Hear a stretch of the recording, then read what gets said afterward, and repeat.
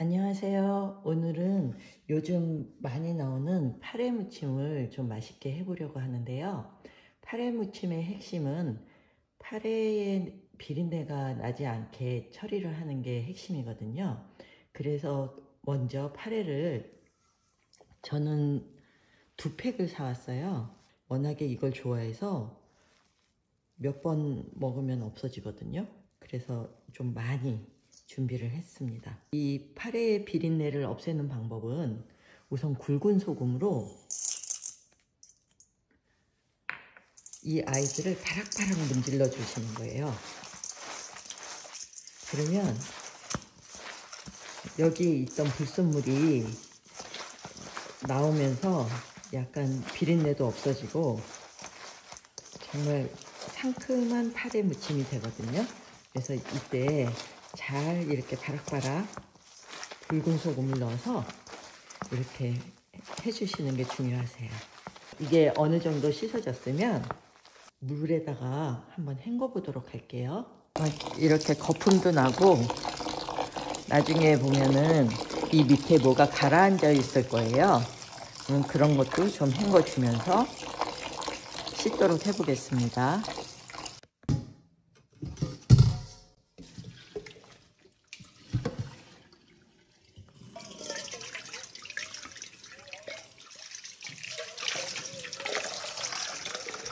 이 친구들은 그렇게 불순물이 많지 않네요. 깨끗한 편이에요. 그래도 혹시 모르니까 바락바락 씻어줄게요. 벌써부터 바닷 내음이 향긋하게 나요. 거품이 나니까 한 번 더 씻어줄게요. 깨끗하게 다 씻어졌어요.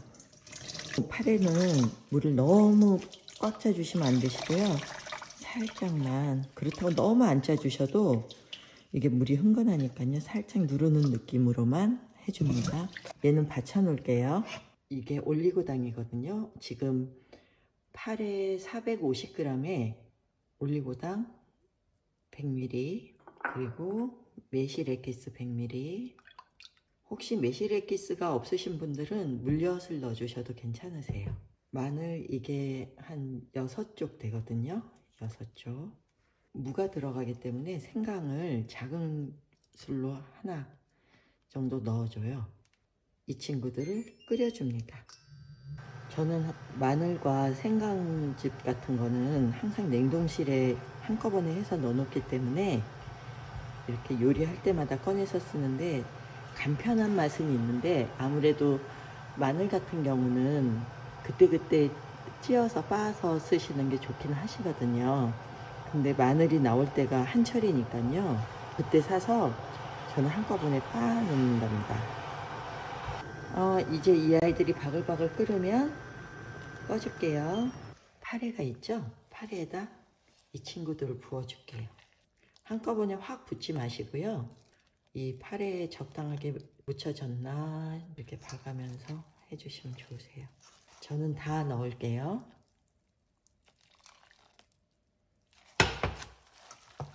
이러면 비린내가 조금 남아있던 것들마저도 싹 없어져 버려요. 전혀 비린내가 안 나요. 그러면 이 친구는 준비됐으니까 이제 무를 준비해 볼게요. 무는 지금 파래 450g, 무 500g 정도 제가 준비를 했어요. 근데 겉껍질이 약간 아무리 씻었는데도 약간 오염된 부분이 있거든요. 이런 데는 살짝 이렇게 정리를 해줄게요.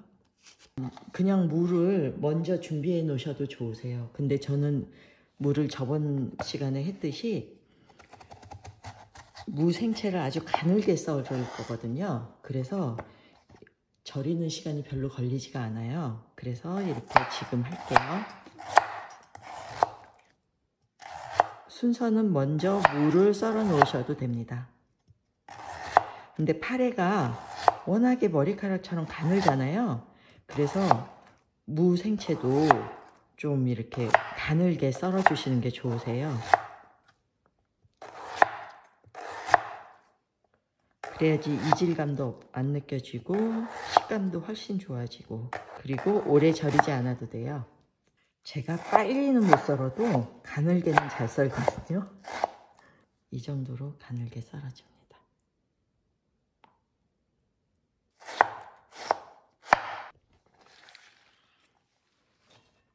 이렇게 썰은 무채는 소금 1큰술 정도로 해서 살짝 절여 놓겠습니다.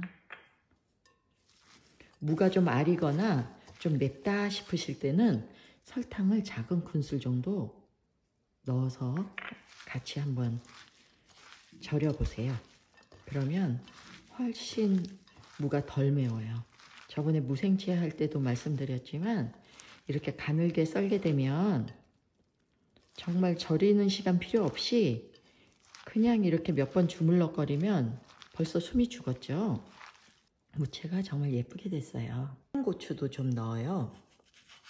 그러면 좀 더 매콤한 맛이 나면서 더 맛있거든요. 많이는 넣지 않고요. 3개 정도만 넣어 볼게요. 씨를 뺀 청양고추 3개.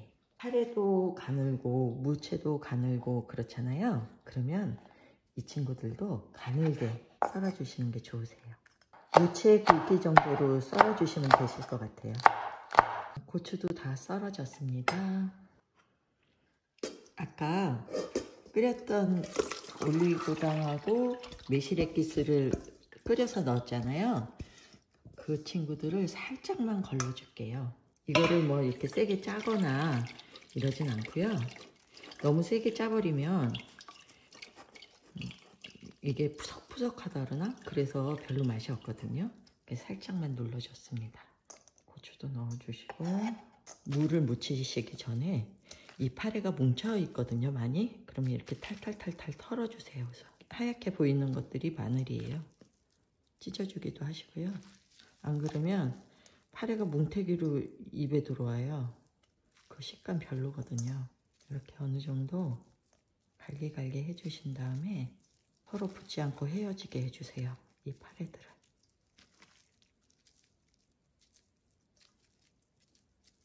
그런 다음에 물을 살짝만 짜서 너무 꽉 누르지 마시고요. 살짝 물기는 근데 빼주셔야 돼요. 근데 무 같은 경우도 물기를 살짝은 빼주셔야 돼요. 안 그러면 흥건해져요. 이렇게 무와 파래가 만났습니다. 이제 이 친구들은 양념을 해줄 거예요. 아까 마늘하고 생강은 다 들어갔죠. 그러면 기본적인 소금하고 식초하고 설탕만 간을 맞추시면 돼요.